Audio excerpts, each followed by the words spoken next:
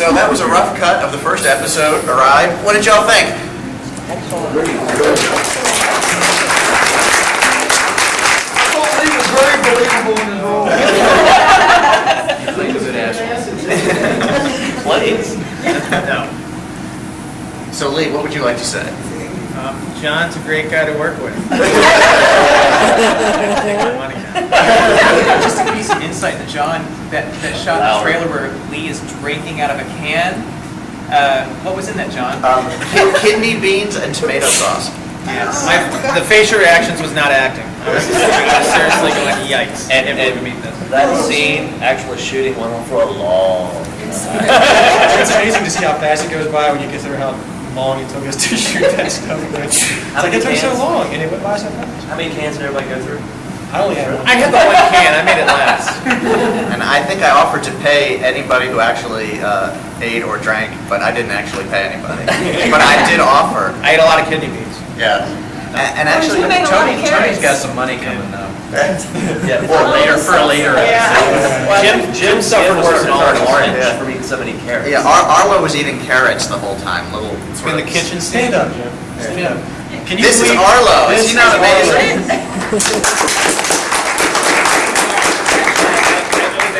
Actually Tony and Phyllis, who transform me every morning. And Rob, actually Rob the face. Who thinks Jim's addresses Arlo all the time?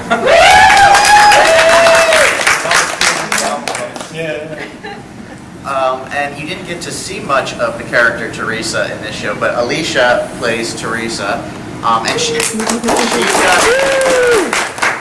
she got to watch and wait patiently for 17 hours to shoot her one scene in this episode. Tony and I waited patiently until we shot. Yeah. And I don't know if y'all noticed the burn in the carpet. There's a burn in the carpet in one scene because the very first shot, very first scene of the episode, the light fell over and scorched the carpet of the house we were renting from my neighbors. So if you look by my feet real close, There's a you little, can see there's a little crater. The case is still pending. Yes. And he's like, how do we got there? So what gave you the idea to write this story? Where does it come from? Well, is anybody here familiar with the play No Exit? Yes. Okay. And do you know what the idea in that is sort of that hell is other people? And I wanted to do something along those lines, but more science fictional.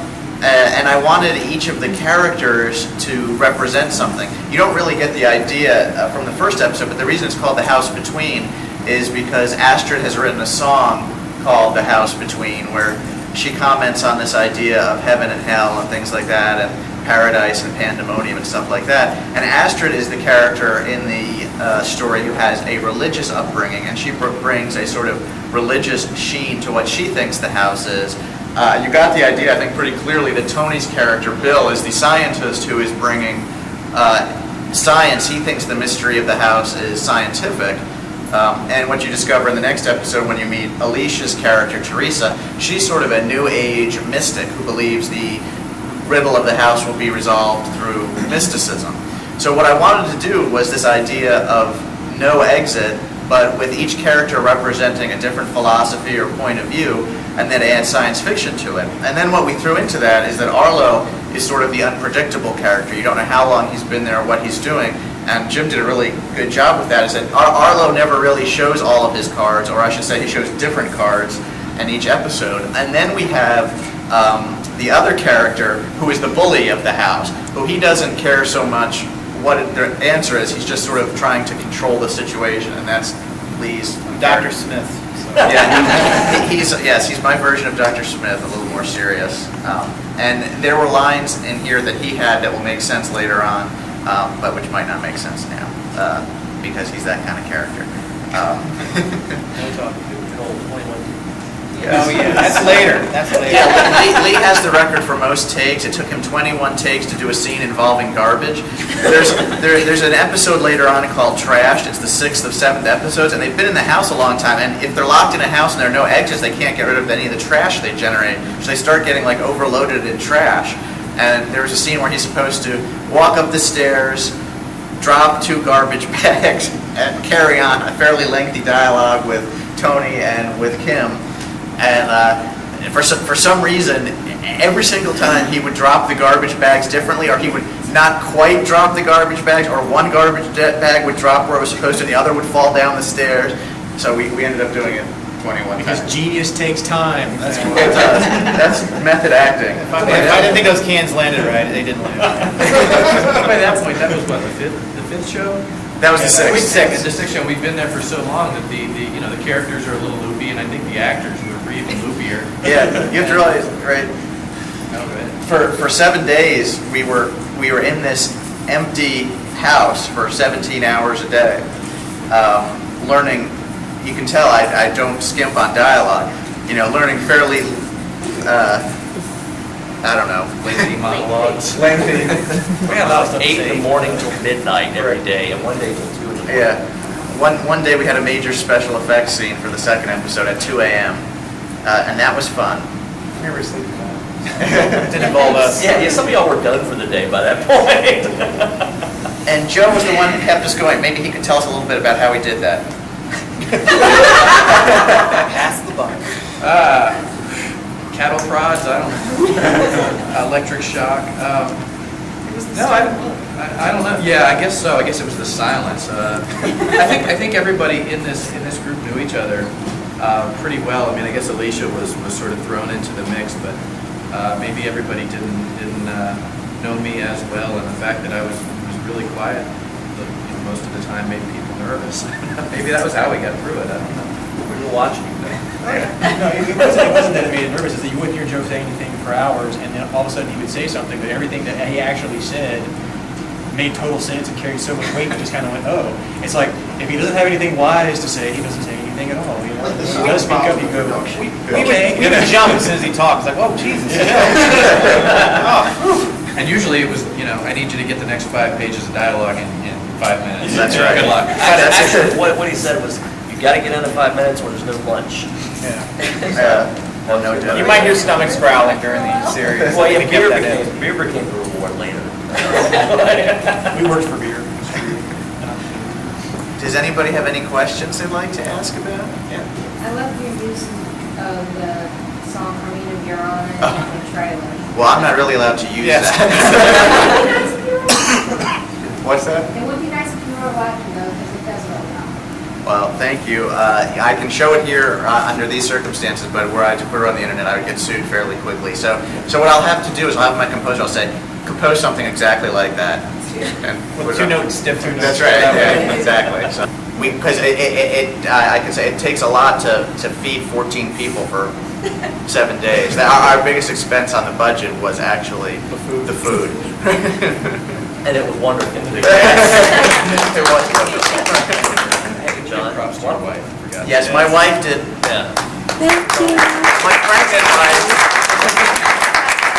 Kenneth, well, correct. Yes, my 6-month pregnant expecting wife took care of us around the clock for 7 days, and she's still here.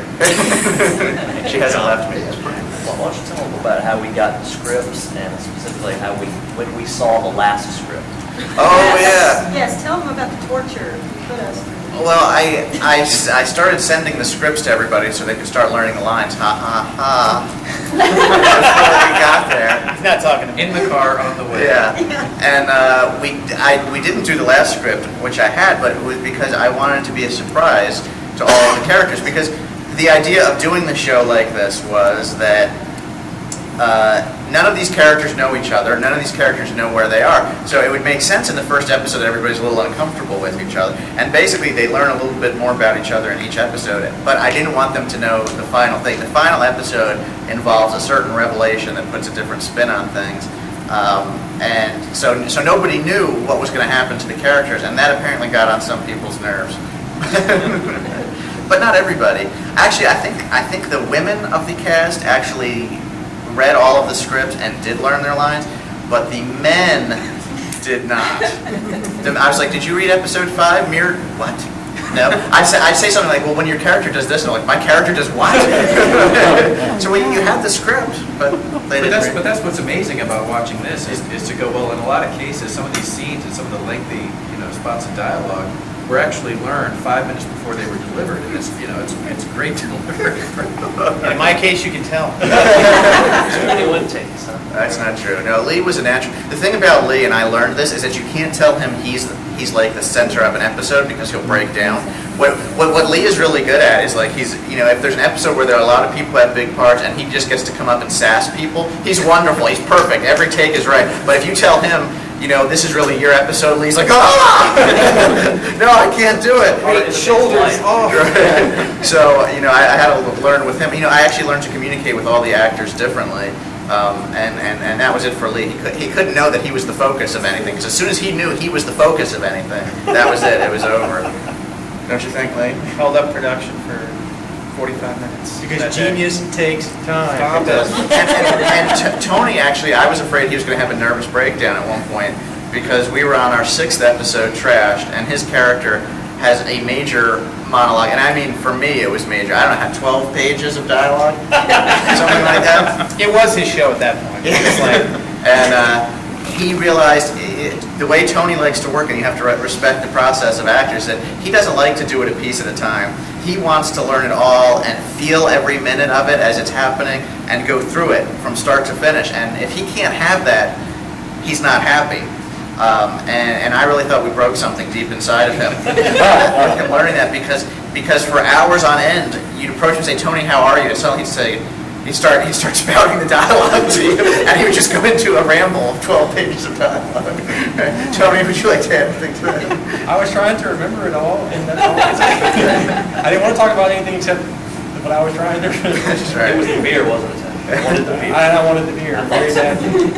We didn't drink between takes. No, right. No. We should probably. No, there was actually no drinking on the set. Water. Yeah, just water. But I can tell you that in the end, I did not actually get through all 12 pages in one take. We had to break it up a little bit because my director wisely took me aside and said, "Look, man, I was afraid he was going to hurt himself. and the rest of us got to stop. Yeah. You are going to hurt yourself. He we was will so- find you your places where you can stop and then ramp back up again." That's right. I mean, it's a good thing he did. Because God knows I probably would have died if I'd have tried to do it. But He was so driven and dedicated to getting it. It was amazing to see your level of dedication to getting it. But I mean, it was insane, and I mean, even I realized it was insane having written it. I thought, this is just crazy. Well, it's probably the house too. It's the psychological effect. I mean, we it looks like we shot all this at night, and of course we're shooting this during the day, 17-hour day. We just didn't see daylight because we blacked out all the windows, and it actually, I mean, even halfway through the first day, when we're having lunch and you step outside, and it's noon and beautiful outside. I mean, we all, I think, felt like it was night even halfway through the first day, and it does take its toll on you. That's right. It was psychologically alarming, and it kind of smelled moldy. Well, it helped also. I mean, just having the deprivation of what was going on, how your senses were being deceived. So, I'm not saying we were convinced we were trapped in a house, but we were convinced that there was nothing outside. you had no concept of day or night. Yeah, and I think that helped during the shoot and whatnot. And I know Kim really came home bruised, because Kim is my Buffy. I don't know if you noticed, but if you saw a lot of those clips from the trailer, you see a lot of the physical stuff is happening. She's doing it. Right, Kim? I kick ass. She does kick ass. And the amazing thing about Kim as an actress is that she's so technically precise. I was never able to give her a direction she hadn't already thought of, which was nice, because she already thought about everything. But also, she did the same thing as far as her body movement from take to take, which was very helpful in editing. So that when I wanted to go to a close-up, if she started a move in the long shot, I could finish it in the close-up, because at the exact second in every take, she would do the same thing. She was very good on continuity, and I really appreciate that. I'm just very anal. That is so true. Look, about the fight scenes, though, there were a lot of them, actually. Yeah. And they aren't particularly lengthy, but it's amazing how much time it takes to, and that's Rob right Rob there. is our stunt coordinator. You'll do this thing. It lasts like maybe like a few seconds on camera, but it takes you like an hour to do it. The first day we were like that, where I get thrown against the wall, I must have got thrown against that wall like probably 30 times at least, just as a demonstration. And then the real practice started, and I mean, I was thinking, oh my, this is gonna be a long week. In that, oh, sorry. Go ahead. I was in the house, we had a table where we all sat up when we weren't doing, doing scenes or whatnot, so we were just reading.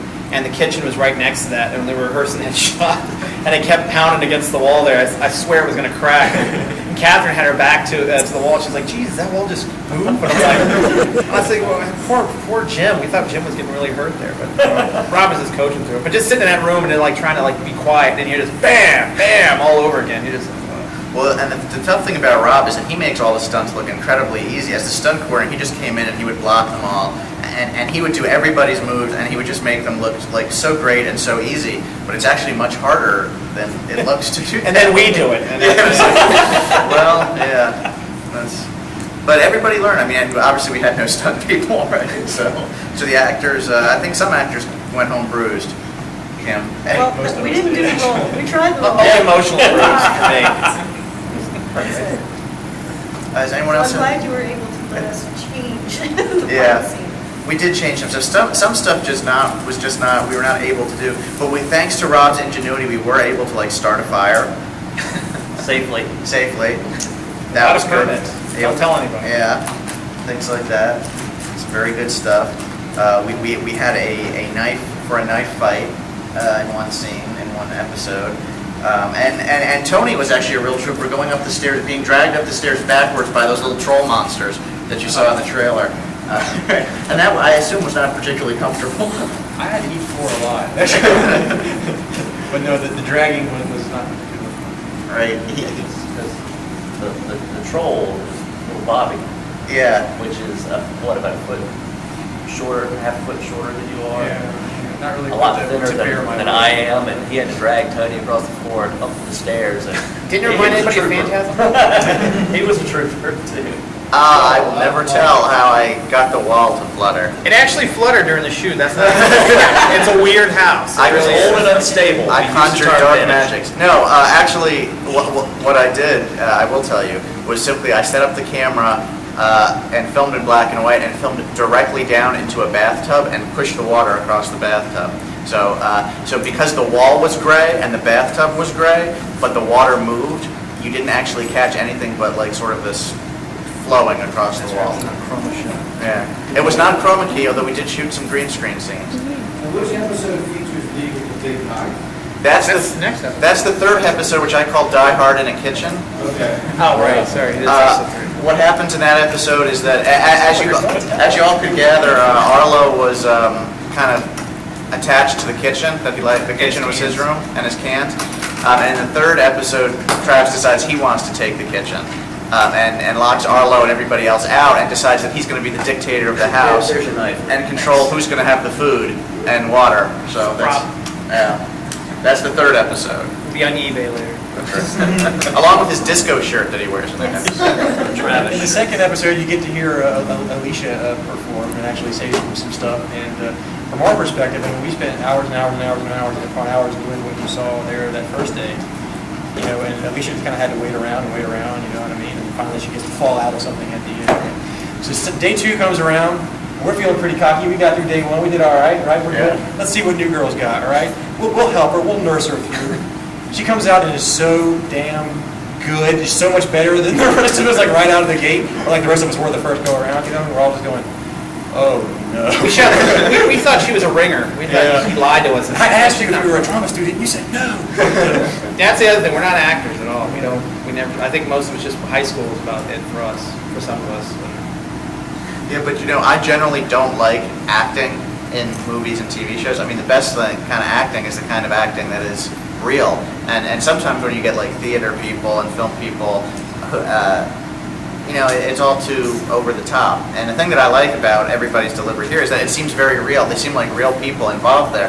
And that was also part of my inspiration for the show, was that when J.J. Abrams talked about how did you come up with Lost, he said, well, it was a dramatic version of Survivor. And I said, aha, well, what if we did a dramatic version of Big Brother? And that's what this is. Everybody's stuck in the house like Big Brother, but it's science fiction the way Lost is, see? So that's the deal. And the next one we're going to do is Dancing with the Stars as a science fiction show. It's not a reality show. It's not a reality show. Yeah, actually, everybody came down and was afraid I was making a reality show to mock them. Or a snuff film. We weren't sure. We weren't sure. The longer it went on, the more unsure we got.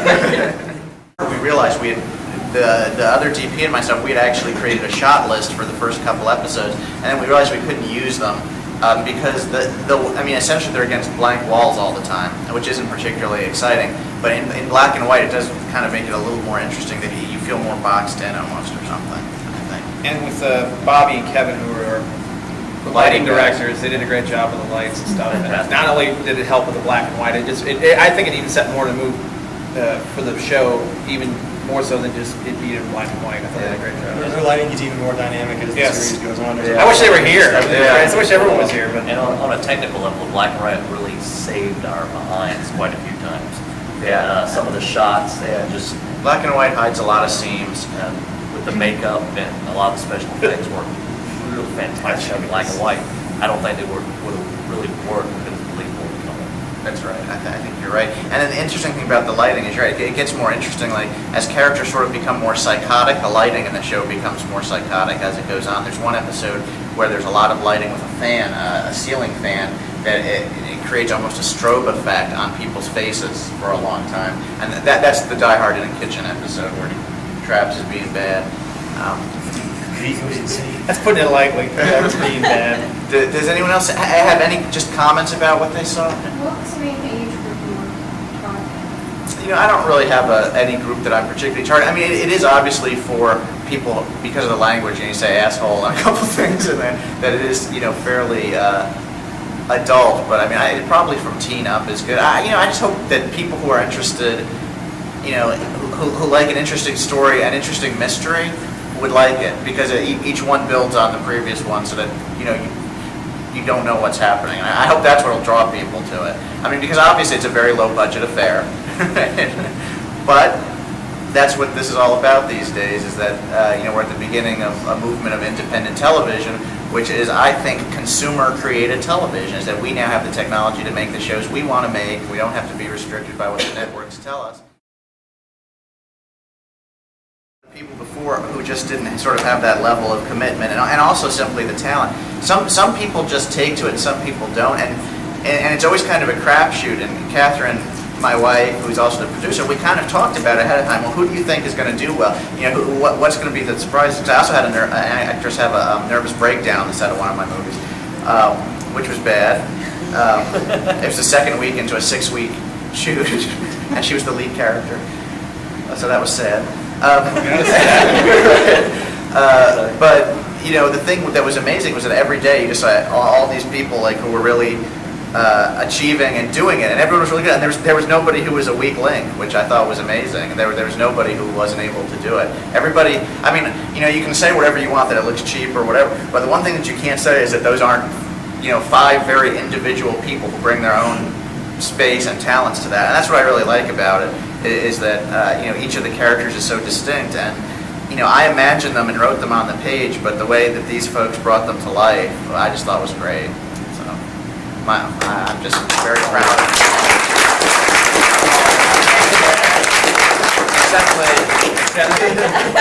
I told you I'm the bottom of the totem pole. Thank you all for watching and being so nice. Oh, yes. Oh, can we see the trailer one more time? Would you like to see the trailer?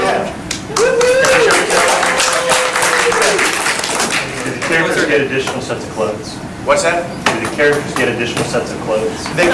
You find out in the show, part of the mystery is that everybody arrives naked, but with their clothes in the closet. And there's a certain reason you find out maybe somebody didn't show up that way, and that's one of the mysteries in the show about why they're there with their clothes and stuff. I only want to change his shirt. It looked like she had a different pair of shoes in one scene. In the trailer? Oh, in the trailer? In the trailer. Yes, in the trailer, Yeah. Remember in one of the first scenes, she looks in the closet and says, "These are all mine." Did you see that? I didn't get the. You didn't see it. Well, she opens the closet when she wakes up, and all of her clothes are on a hanger. She's like, "These are all mine. What the hell is going on?" Oh, they don't have just the one set. No, they have. All their clothes show up with them, oddly, in the closet, hung up, and that's. Though in my case, I wear that outfit for the first 2 episodes, then you see the silk disco shirt in the second 2, and then I'm back to wearing that again for the rest of the show. You're a man who knows what you like. He's practical. That's right. It's called, he didn't tell me to bring enough shirts. He's a practical shirt. Yeah, we could not afford a wardrobe, so all the actors brought wardrobes. Next year we'll be doing a roller boogie episode. Completely on roller skates. Like classic skates, not that rollerblade concept. No, but the thing that's amazing, and then what I want to just say to everybody, I don't know what everybody honestly thought about it, I can't know, but I do want to tell you is that we learned a lot as we went on, and each one got better. By the time we got to like the third day, we were rocking and rolling. But like this is the first episode. I think it's great, but I also know that some of the later episodes are really good. There's some real funny ones, some stuff in there. How many hours was it until you first show up? Because we were like, the first day, we were waiting for our scene, because we come in later in the show, obviously. And we were like in the ready room, the green room, whatever, and rehearsing, and we were like, are we ever going to be in this show? And then by the time I got to it, then it just flew by after that. Yeah. So. Right, the waiting is probably the hardest part, I think. And if you like what you saw in the first episode, like they said, it got, not only did everybody performing get better and more comfortable, but the episodes themselves get better and more intense and more interesting. And we know how it ends. So you really do, trust me, you really do want to watch it and see how it ends. It unfolds at a nice pace, and the ending is going to just... Once we got used to how the day was and how we shot, we knew what to expect, and then we just kind of... Well, and the first script was actually, I wrote all 7 scripts, and the first one is the hardest to write because you have to set up the location, the rules of the location, and every single character, and try to tell a story at the same time. And that's not that easy to do, but once you get to the second or third episode and you've met everybody and you know the rules of the house, then you can break the rules of the house, then you can do all these other fun things. So the other episodes sort of become more interesting variations, and probably, I think in some ways were better scripts as well than the first, although I'm very proud of that script. But it was the hardest script to write because you have to achieve all of these things in a short amount of time, and they're not easy things to do. To get 5 people that you feel like you're comfortable with and know immediately, and also have a location and a premise that makes sense in the first one. That's a lot to do in 29 minutes. And the other episodes aren't hampered by that you have to do all that. So, and like I said, we're not actors, but you always hear stories about directors doing. But between John and Rick, who was the director of photography, they were like the patients of like saints for a lot of us. And not just because of the takes, but just how they had to set up shots and everything. And I never seen this guy get ticked off once. Nobody got ticked off in the set of anything. Famous quotes. That was great. That was perfect. Let's do it again. Yeah. He was very Ed Wood in that, except we did a lot of takes. I didn't wear it. It was $1 million production. I want to do it one more time. Yeah. It's Oscar worthy. One more time. You should check John's blog because we had a diary and there's lots of production quotes in there and they're very funny. And these are actual quotes from the making of the show. It was a prop and it turned into a real diary. Yes. And I have several scenes where I was supposed to be either reading from or writing in this diary. And every time I open it, on camera, mind you, there's some new ridiculous funny message from somebody that's swallowed in my diary, right? So I'm not only cracking up, but I'm desperate to find an actual blank page to write on. The funniest joke was, "You're a dead man, Mercer." I was very afraid of these people. We sharpen knives a lot. I don't know what that is. Yeah, that was Very astute scary. comment. Yeah, so I didn't know anybody really, and that's scary in itself, but seriously, the dynamics of this group was so awesome, and it was so easy to get along with them, and living with a bunch of strangers in a 3-bedroom house for a week, being totally immersed in a project like this is scary, but it was so much fun, and it was hard work, but they made it so much easier just because everybody got along so well, it was easy to work with, and we fed off of each other, and it just made a humongous difference. It was awesome. I'd do it again. Season 2, baby. Was it scary living in a 3-bedroom house with that many people, or having Lee run around in a towel? You know what? Better running around in a towel. It just started off my day great, and then I'm usually shy about running around in a towel. And it's not like I did the copper tone thing where my ass Well, we have all these still photographs from the production. They're all of him primping in his towel. I don't know who took that picture. But we all got it. We have all seen it. Yes. It was only 3 bedrooms. A lot of us had to lay on the floor, and you did not want to be laying on that floor when they came through.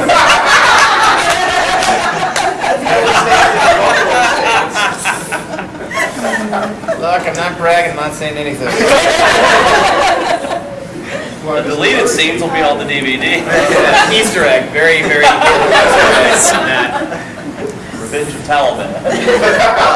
Does anyone else want to say anything before we show the trailer one more time? Thank you for being such a nice and indulgent audience. Thank you very much. Appreciate you watching the show. Let's watch the trailer one more time.